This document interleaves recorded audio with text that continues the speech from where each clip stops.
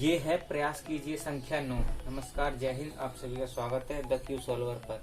तो चलिए प्रयास कीजिए संख्या 9 का प्रश्न नंबर 1 हल करते हैं। इसमें हमें क्या दिया है कि 10,500 मूल्य की एक मशीन का 5% की दर से अवमूल्यन होता है।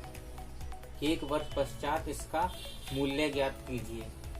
अभी हमें पता है कि अवमूल्यन क्या होता है, किसी वस्तु के दाम में गिरावट होना। जैसे कि मान लीजिए आप शोरूम से कोई नई बाइक लेके आए, तो जैसे ही आपने शोरूम से बाइक को नीचे जमीन पे रखा तो उस बाइक का मूल्य घटना शुरू हो जाता है और धीरे धीरे वो मूल्य कम होता चला जाएगा। उसी को ही बोला जाता है अवमूल्यन। तो उसी प्रकार से एक मशीन खरीदी गई 10,500 की। अब उसका जो मूल्य है वो हर वर्ष कितना गिर रहा है, 5%। तो हमें ये बताना है कि एक वर्ष बाद उसका मूल्य क्या होगा। तो देखिए,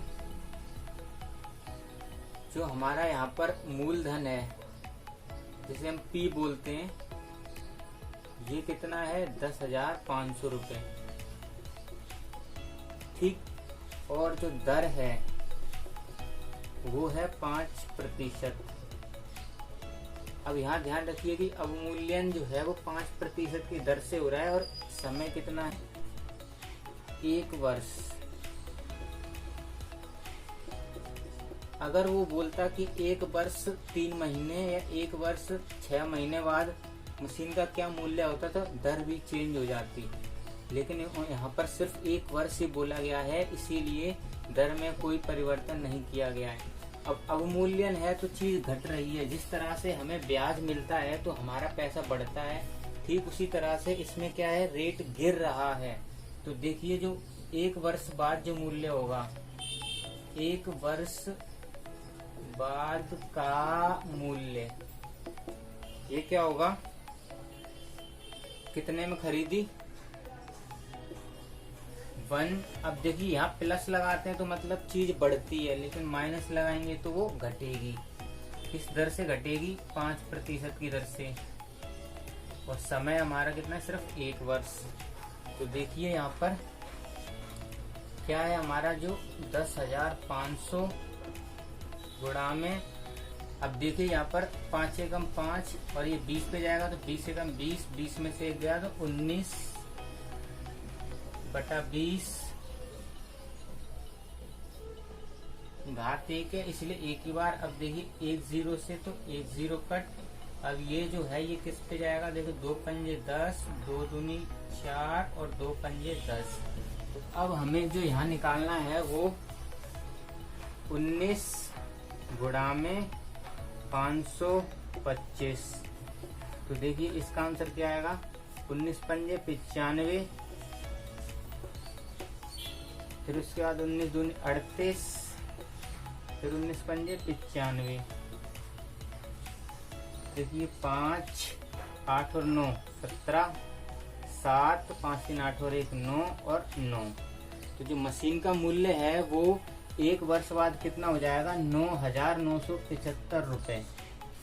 दूसरे तरीके में हम सवाल को साधारण ब्याज के तरीके से निकालते हैं। तो देखिए 1 वर्ष बाद जो अवमूल्यन होगा, 1 वर्ष बाद अवमूल्यन, 1 वर्ष बाद का मूल्य देखिए, जैसे हम साधारण ब्याज निकालते हैं ठीक उसी प्रकार से निकलेगा। तो ये 10,500, इसमें से कितना घटता है, 5%, यही होगा। 1 0 से 1 0 कट और 105 की हम 5 से गुणा करेंगे तो 2 पंजे 10 और 2 दूनी और 2 5।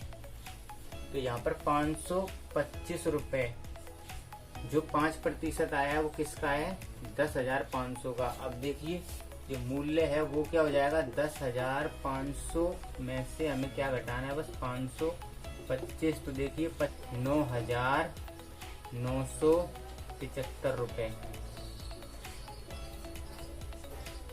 अब देखिए प्रश्न नंबर 2, इसमें हमें क्या दे रखा है, एक शहर की जनसंख्या 12 लाख है और वृद्धि की दर 4% है। 2 वर्ष बाद उस शहर की नई जनसंख्या क्या होगी। आप समझ ही सकते हैं कि जनसंख्या बहुत तीव्र गति से बढ़ रही है, तो हमें उस शहर की नई जनसंख्या बतानी होगी। अभी शहर की नई जनसंख्या हमें निकालने की जरूरत क्यों पड़ती है? इसकी इसलिए जरूरत पड़ती है, उनका खाना खर्चा और उनका रोजगार, ये सब भी तो हमें देखना पड़ता है, इसलिए हमें सब निकालने की जरूरत पड़ती है। तो देखिए,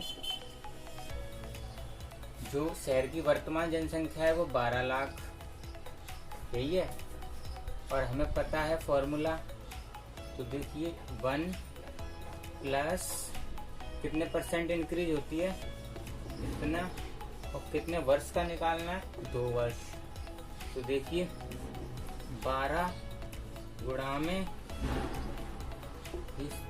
25 एकम 25 और 1 26/100, तो 25 गुणा में 2 बार है ना पावर 25। अब देखिए इसे हल करेंगे तो ये क्या हो जाएगा, 12 1 पे गया 0.04, सेम यही चीज 1 पे गया 0.04, तो ये वाला खत्म। अब ऊपर की देखिए गुणा करेंगे तो ये हो जाएगा 12 गुणा में 4 चौक 16,